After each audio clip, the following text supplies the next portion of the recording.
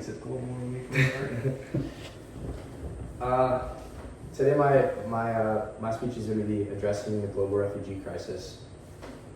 So imagine every minute 20 people are being forced out of their homes due to conflict and prosecution and natural disasters around the world.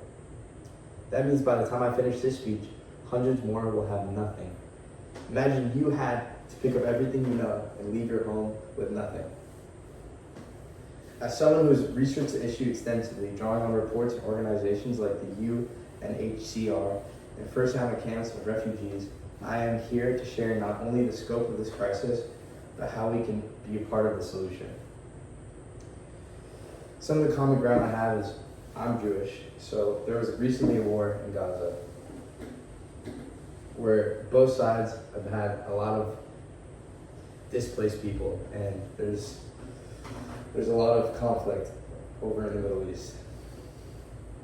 This issue affects all of us, whether through global stability, economic impact, or shared humanity. Refugees are not just statistics, they're individuals, families, and children seeking the same safety and opportunities we often take for granted.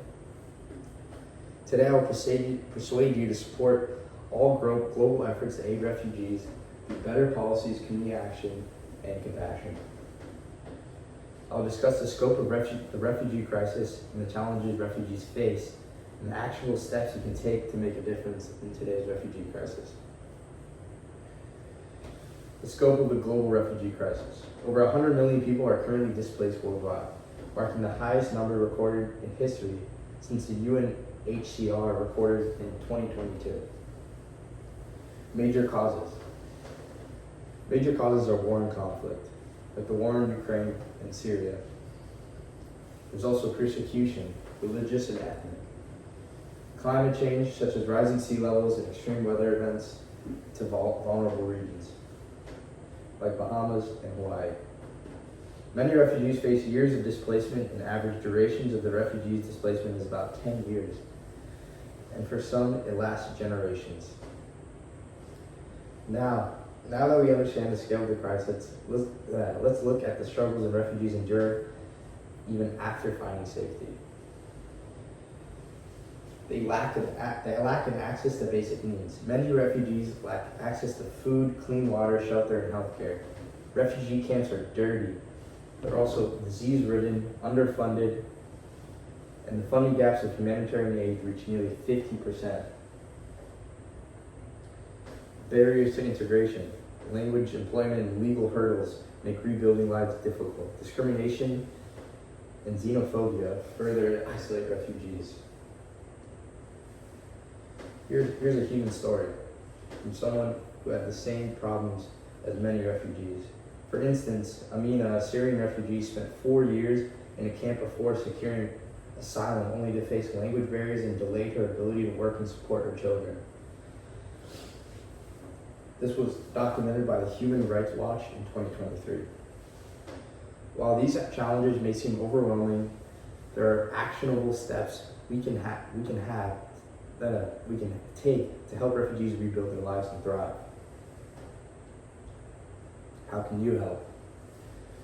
Donate to reputable groups, International Rescue Committee, or UNHCR. Volunteer locally to assist refugees in your community with language skills or job training. Advocate for policies. Support legislation promoting humane resettlement and better funding for refugee aid. Contact your representatives to advocate for policies ensuring refugees' rights. Foster relationships with refugees. Combat stereotypes and promote understanding by sharing refugee stories. Educate others about the crisis to build empathy, reduce fear-driven narratives. This is my conclusion. Today we explored the scope and global refugee crisis and challenges refugees face, the steps we can take to make a difference. Supporting the refugees through policies, donations, and community action is not only a moral obligation, but an opportunity to uphold the values and compassion of humanity as a whole.